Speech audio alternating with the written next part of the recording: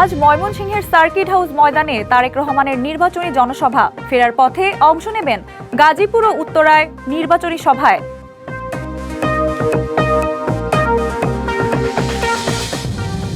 চট্টগ্রামের 16টি আসনে প্রার্থীদের সম্পদের তথ্যে ব্যাপক গরমিল। প্রার্থীরা কোটি টাকার মালিক, ব্যাংকে আছে কয়েকশো টাকা।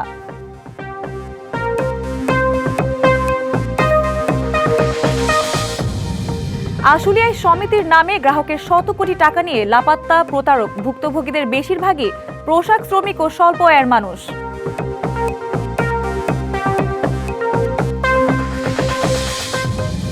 চাঁপাইনবাবগঞ্জে বাণিজ্যিকভাবে মধু চাষে এসেছে সাফল্য। জয়পুরহাটে মধু সংগ্রহে বেড়েছে ব্যস্ততা।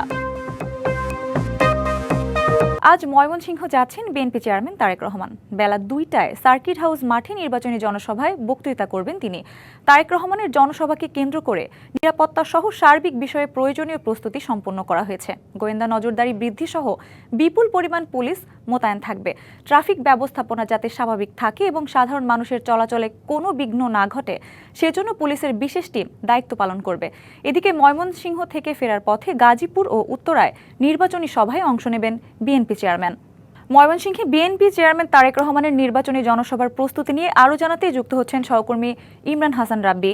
রাব্বি, তারেক রহমানের আগমন ঘিরে নেতাকর্মীরা কি বলছেন? এছাড়া দলীয় প্রধানের কোন ধরনের নির্দেশনা প্রত্যাশা করছেন তারা? সঞ্জিতা, সকল প্রস্তুতি সম্পন্ন। আসলে সার্কিট হাউস মাঠে ইতিমধ্যে আসতে শুরু করেছেন শেরপুর, জামালপুর, নেত্রকোনা এবং পার্শ্ববর্তী কিশোরগঞ্জ, টাঙ্গাইল সহ বিভিন্ন জেলার নেতাকর্মীরা। আমরা দেখেছি যে ভোর রাত থেকে আসলে নেতাকর্মীরা সার্কিট হাউস মাঠে জড়ো হওয়া শুরু করেছেন।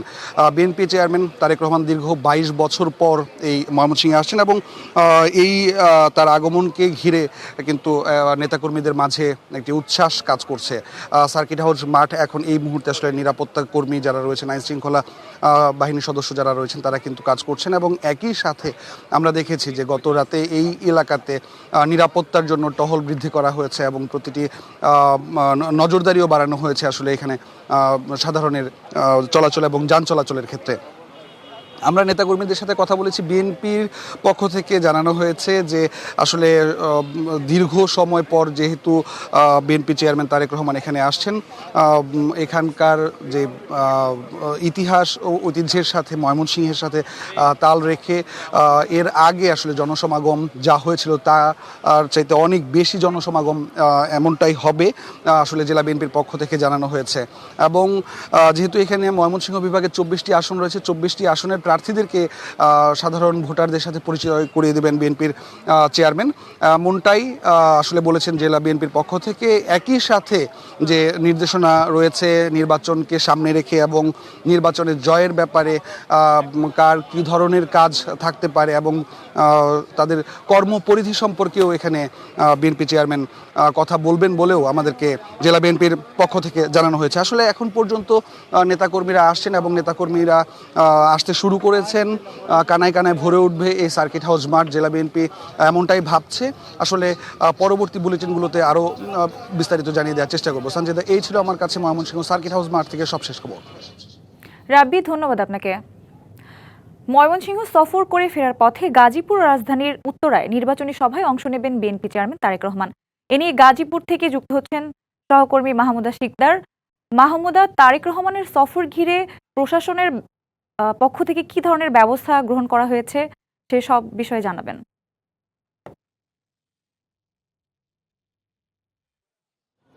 তারেক রহমান কিন্তু গাজীপুরে লাস্ট এসেছিল 2005 সালে। প্রায় 20 বছর পর কিন্তু আবার আজকে এই গাজীপুরে পা দিতে যাচ্ছে তারেক রহমান এবং এই গাজীপুরের যে সফর, এই সফরকে কেন্দ্র করে পুরো গাজীপুরটাকে কিন্তু মহানগর জেলা পুরোটাকেই আইন শৃঙ্খলা বাহিনীর যারা আছে তারা কিন্তু একেবারে নিরাপত্তার চাদরে ঢেকে রেখেছে।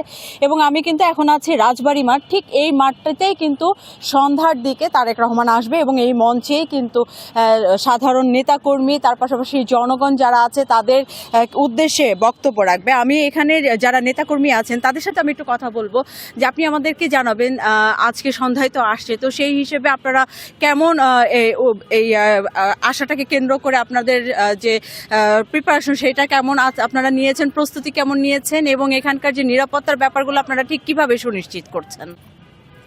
বিসমিল্লাহির রহমানির রহিম। আপনি যথার্থই বলেছেন। আমাদের নেতা, প্রিয় নেতা বিএনপির চেয়ারম্যান, মাননীয় চেয়ারম্যান জনাব তারেক রহমান প্রায় 20-22 বছর পরে আবার আমাদের এই গাজীপুর রাজবাড়ির মাঠে, ঐতিহাসিক রাজবাড়ির মাঠে আসছেন। তো এখানে সবচেয়ে বড় যে বিষয়টা, এখানে ওনার একটা আবেগ জড়িত আছে। ওনার বাল্যকালের স্মৃতি এই মাঠের সাথে জড়িত। এই মাঠের চতুর্দিকে লিচু গাছ ছিল, এই লিচু গাছ থেকে উনি লিচু খাইতেন। এই মাঠের চতুর্দিকে উনি সাইকেল চালাইতেন। এখানকার এই যে রাজবাড়ির এই পুকুর, এখানে তিনি নিজে গোসল করতেন। এখন তার এই স্মৃতি এই রাজবাড়ির মাঠের সাথে জড়িত এবং সেই শিকড়ের মতো আর কি। তো সেখানে পুরনো সে শিকড়ে সে আবারও আসবে আজকে সন্ধ্যা নাগাদ, কিন্তু আইন শৃঙ্খলা পরিস্থিতির ব্যাপারটা আপনারা কিভাবে সুনিশ্চিত করছেন? আইন শৃঙ্খলার বিষয়টা আপনারা জানেন যে বাংলাদেশে বর্তমানে এই এতগুলো বছর পর নির্বাচন থেকে আমাদের নেতা আসার পরে বর্তমান সরকারও তার সিকিউরিটির ব্যাপারে, নিরাপত্তার ব্যাপারে যে ব্যবস্থা নিয়েছেন, তারপরে এখানেও মোটামুটি প্রশাসনের সাথে আমাদের কথা হয়েছে এবং রাস্তাঘাটগুলিতে সেইভাবেই ব্যবস্থা করা হয়েছে এবং যাতে জনগণের নির্বিঘ্ন চলাচল ব্যাহত না হয়। এবং আমাদের ধন্যবাদ। যে আমরা শুনছিলাম যে এখানে যারা নেতাকর্মীরা তাদের যে প্রস্তুতি, সেই প্রস্তুতি সম্পর্কে এবং আইন শৃঙ্খলা বাহিনীরও যে অবস্থান সেটি আমরা দেখেছি। প্রত্যেকটি গুরুত্বপূর্ণ মোড়েই কিন্তু পুলিশ অবস্থান করছে যাতে কোনো ধরনের যানজটের সৃষ্টি না হয় কিংবা কোনো ধরনের আপত্তিকর ঘটনা যেন তৈরি হতে না পারে, সেই জন্য আইন শৃঙ্খলা বাহিনী সেটা সাদা পোশাকে এবং পোশাকধারী সকলে আসলে প্রস্তুত আছে। এই ছিল তার গাজীপুরে তারেক রহমানের যে যাত্রা, সেই যাত্রা সম্পর্কে বা আগমন সম্পর্কে সর্বশেষ তথ্য। মাহমুদা, ধন্যবাদ আপনাকে। আজ যশোর থেকে নির্বাচনী প্রচার শুরু করবেন জামায়াতে ইসলামীর আমির ডাক্তার শফিকুর রহমান। সেখানে আছেন সহকর্মী হাসান আল মামুন।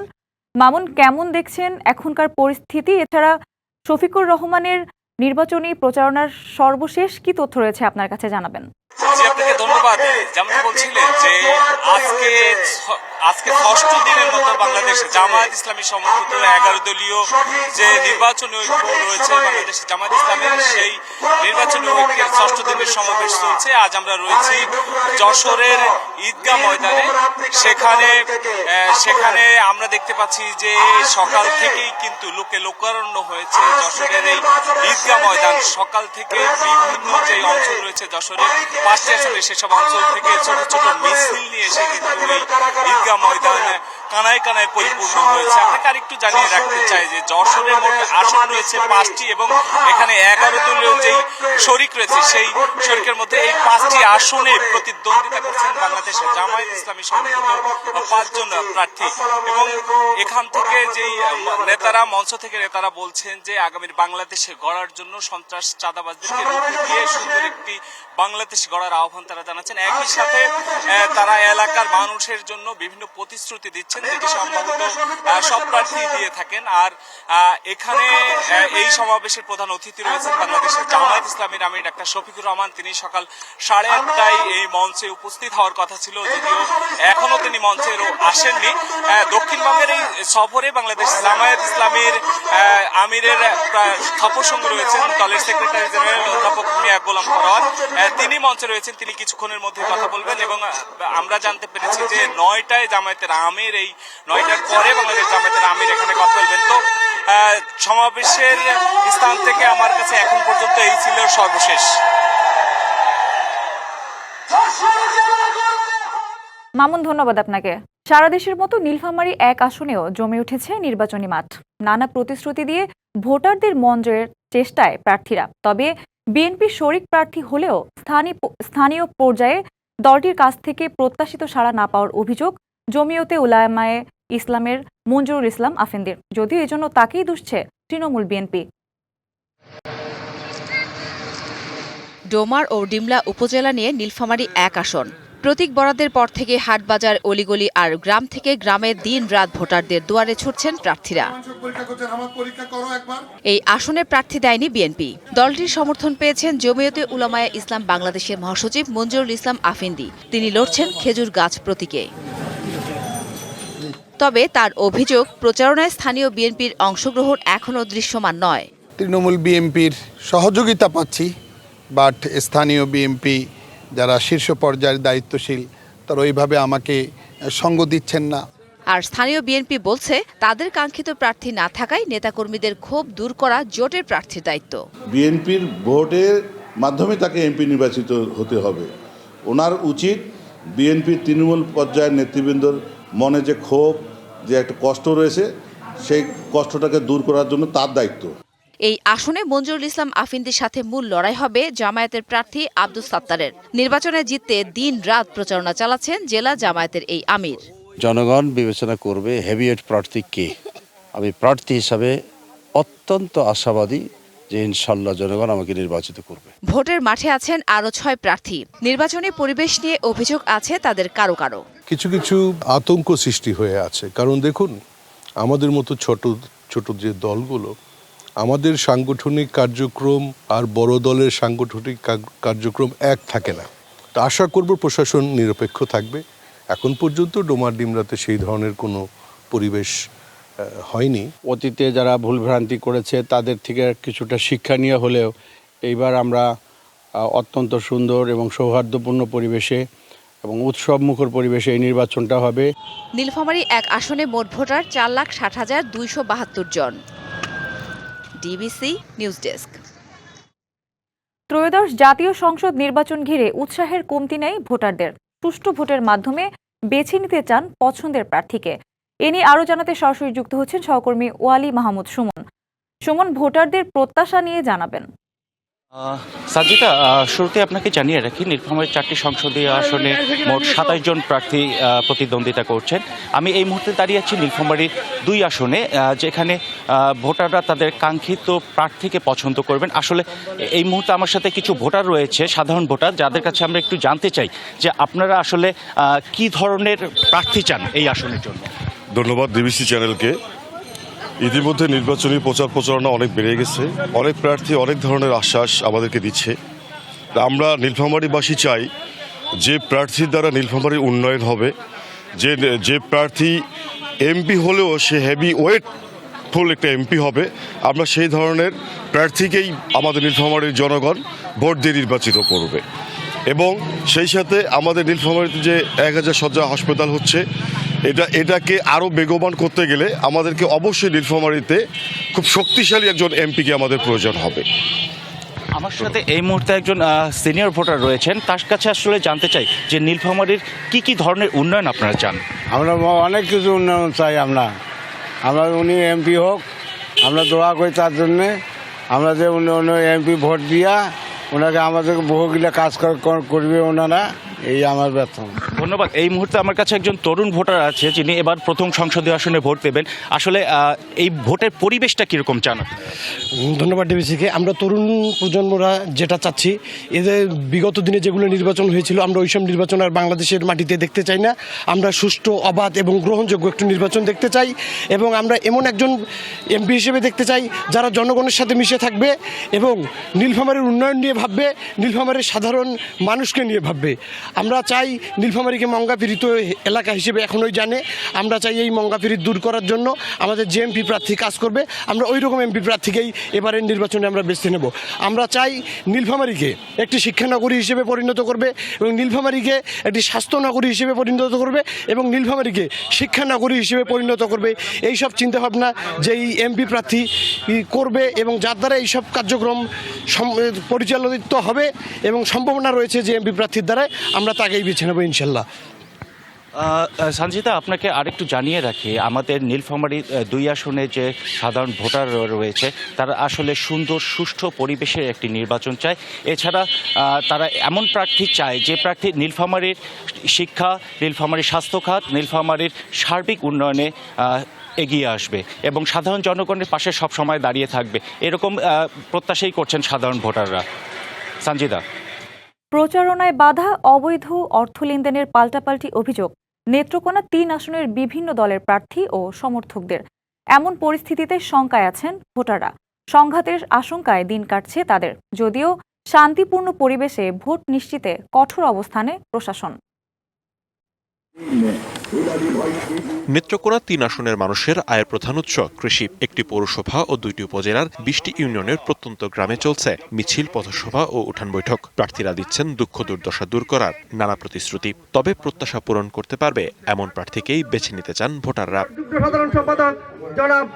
এই আসনটিতে ধানের শীষ নিয়ে লড়ছেন জেলা বিএনপির সাধারণ সম্পাদক ডক্টর রফিকুল ইসলাম হিলালি। জেলার 5টি আসনের মধ্যে শুধুমাত্র এই আসনে বহিষ্কৃত বিএনপি নেতা দিলওয়ার হোসেন ভূঁইয়া ঘোড়া প্রতীক নিয়ে প্রতিদ্বন্দ্বিতা করছেন। আর দাঁড়িপাল্লা প্রতীক নিয়ে 11 দলীয় জোটের প্রার্থী জামায়াত নেতা খায়রুল কবির নিয়োগী। অন্যান্য দলের প্রার্থী থাকলেও নানা সমীকরণ বলছে ভোটে মূলত প্রতিযোগিতা হবে ত্রিমুখী।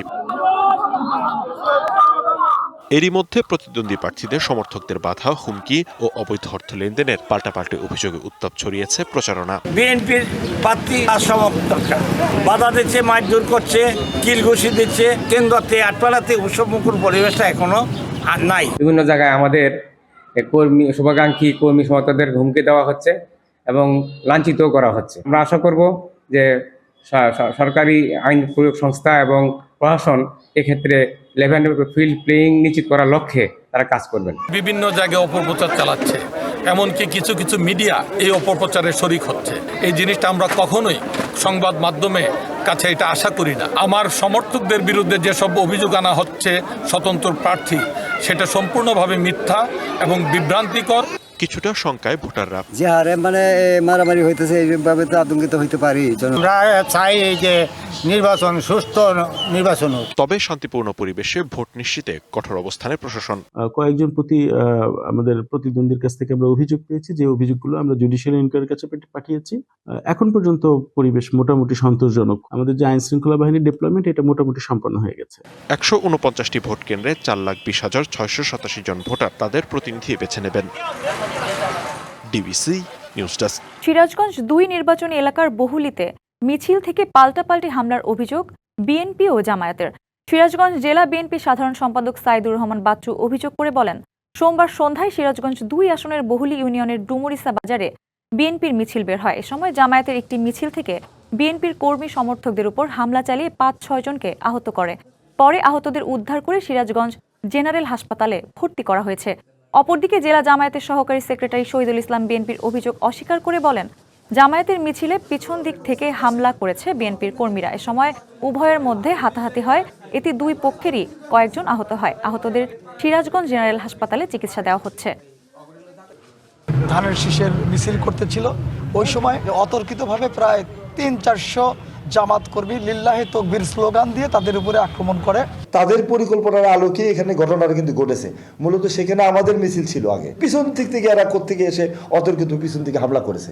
ত্রয়োদশ জাতীয় সংসদ নির্বাচন ঘিরে উৎসাহের কমতি নেই ভোটারদের।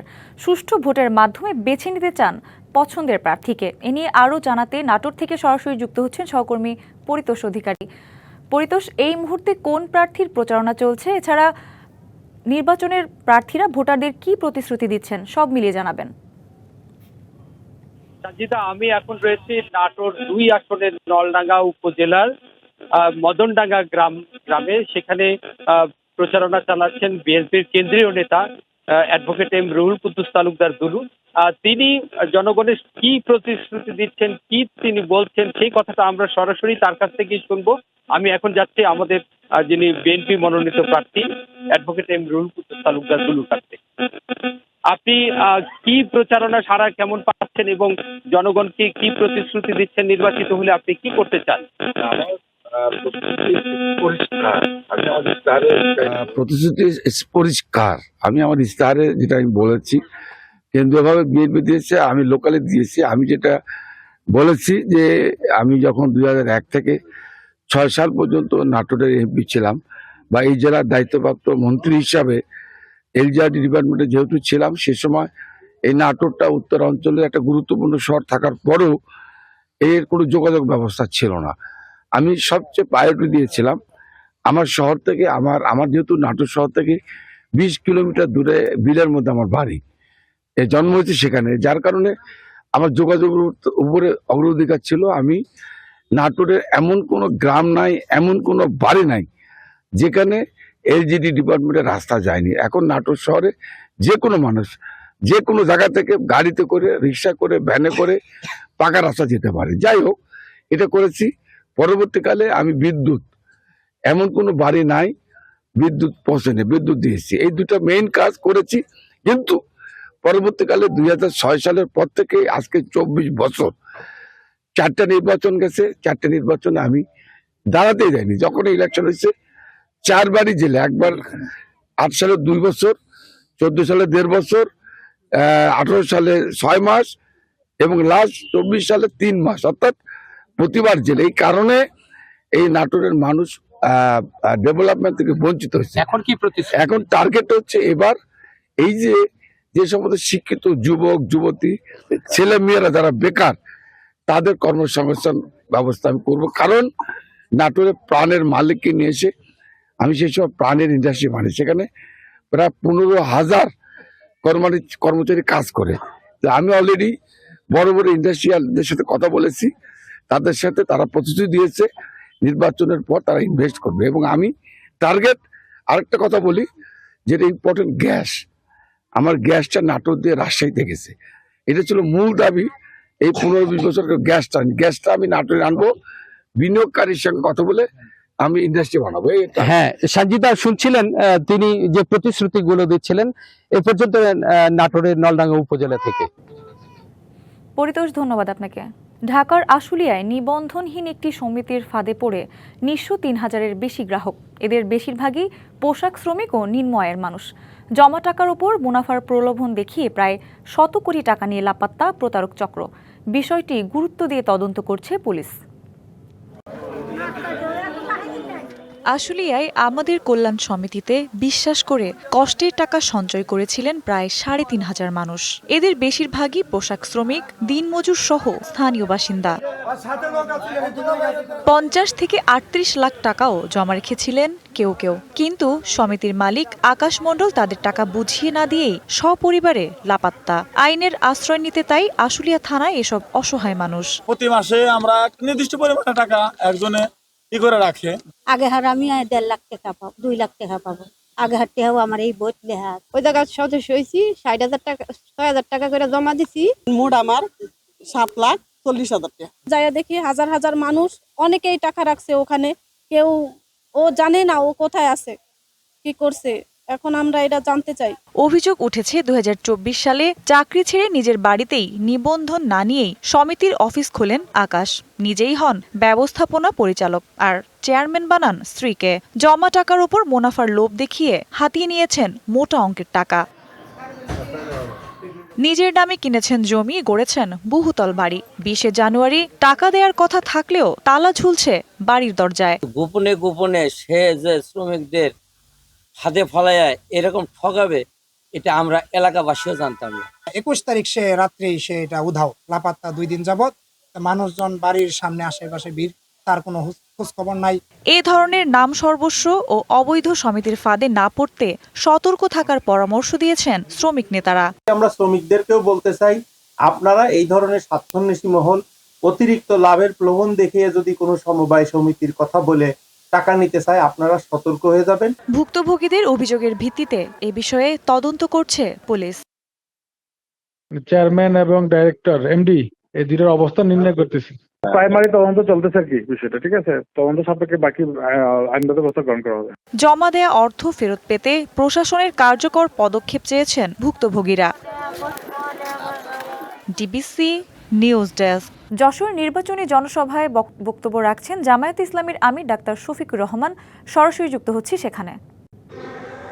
মাদের বুকের বিছানায় আমাদের নিরাপদ বিছানা ছিল, সেই মাদেরকে আমরা অপমান করতে দেব না। মায়ের জাতির অপমান বরদাস্ত করব না। আর যদি এই ধরনের কোন আচরণ করা হয়, আমি জাগ্রত পরিবর্তনকামী যুব সমাজ সকলের প্রতি আহ্বান জানাবো, যেখানে এটা করা হবে সেখানেই প্রতিরোধ করে দেব। ছাড় দেবেন না। গায়ে পড়ে পায়ে পাড়া দিয়ে আমরা কারো সাথে কোনো দাঙ্গা বাঁধাতে চাই না, কিন্তু আমার ইজ্জত আর অধিকারের উপর হাত দিলে আমরা ছেড়ে দেব না।